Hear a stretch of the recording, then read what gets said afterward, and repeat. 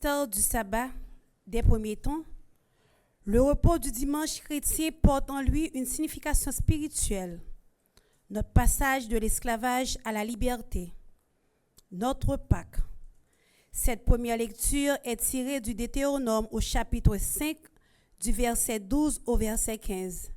Avec le psaume 80, crions de joie pour Dieu, notre libérateur, notre force. Les Corinthiens considèrent comme un paradoxe l'annonce de l'Évangile par des gens qui n'en imposent pas.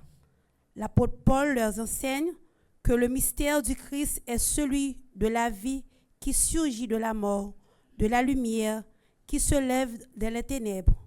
De sa deuxième lettre aux Corinthiens, au chapitre 4, du verset 6 au verset 11. Écoutons avec attention. Sur la montagne, Dieu donna ce commandement.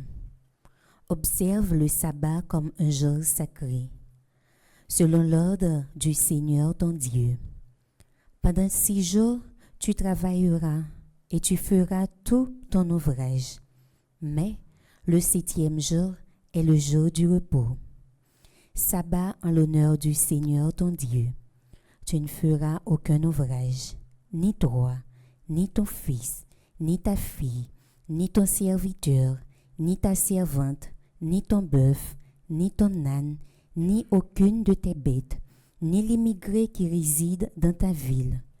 Ainsi, comme toi-même, ton serviteur et ta servante se reposeront. Tu te souviendras que tu as été esclave au pays d'Égypte et que le Seigneur ton Dieu t'en a fait sortir par la force de sa main et la vigueur de son bras. C'est pourquoi le Seigneur ton Dieu t'a commandé de célébrer le jour du sabbat.